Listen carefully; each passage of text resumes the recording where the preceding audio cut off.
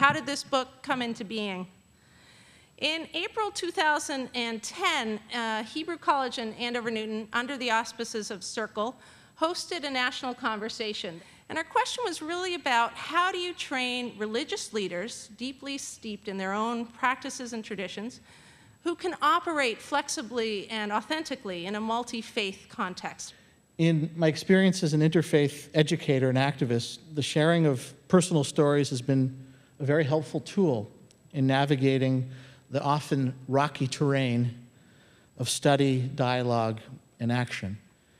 In listening to others' stories, we also have the opportunity to cultivate the skills of empathy and sympathy. The sharing of stories, we are reminded that our stories are unfinished.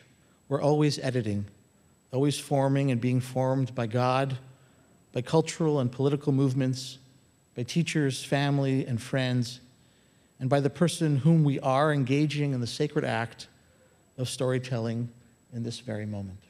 Thank you. And the story is called What Mastram Baba Dropped Into My Bowl.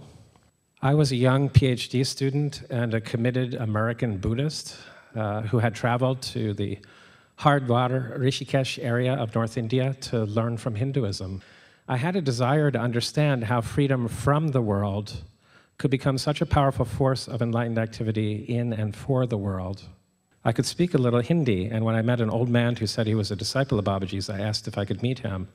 The old man nodded approval and with a reverent look gestured toward an ancient-looking person with long white beard and unkempt hair resting on a stone slab near the riverbank, his eyes shut. Trying not to disturb, I sat in the sand at Mastram Baba's feet to meditate quietly for a little while. Out of the deep quiet of the moment, with a hoarse voice, I asked Babaji in Hindi, "Aapka dharm kya hai?" What is your spiritual teaching? And he replied softly, "Mera dharm sanatan dharm hai." Mine is the eternal teaching. But I awkwardly confided there's one thing about Hinduism that made it difficult for me as a Buddhist to learn from it. What is that, he inquired.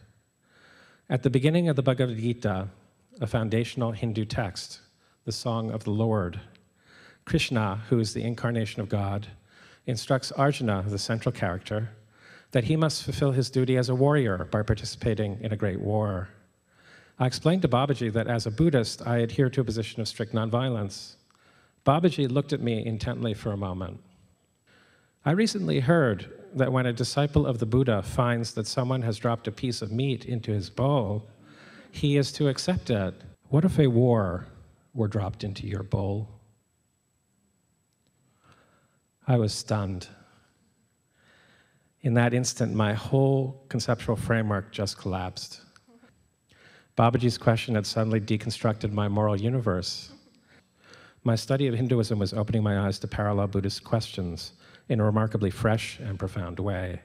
And repeatedly, I found the confines of my narrow understandings beneficially interrupted and expanded.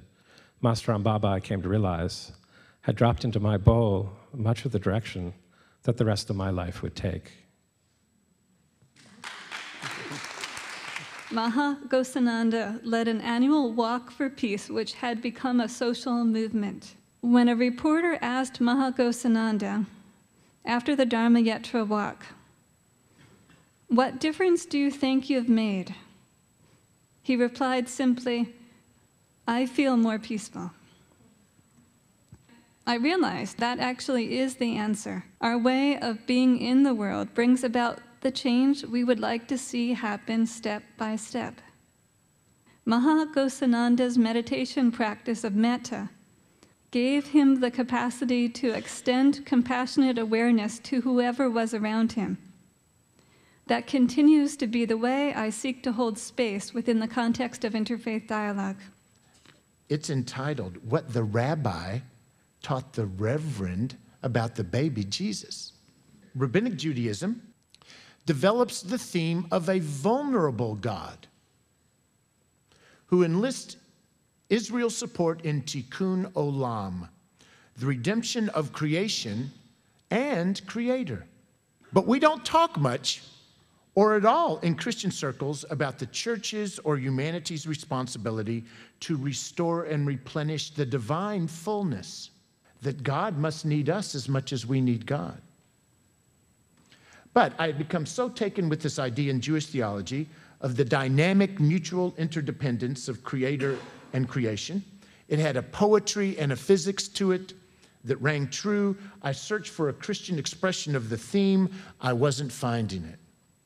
Then I consulted with a rabbi, Rim Meyerowitz of Temple Shir Tikva in Winchester.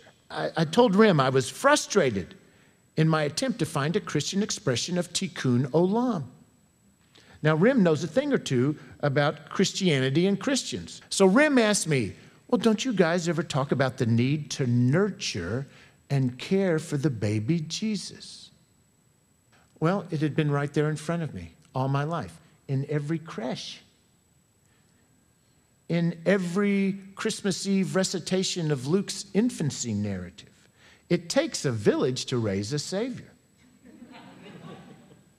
The baby Jesus required protection, nurture, and both tender and fierce loving care from a host of human characters, especially Mary and Joseph. So why then, my entire life, too much perhaps of it spent in church, have I never heard about our need to nurture God? A neglected theme of Christian theology that only emerged for me through interfaith learning.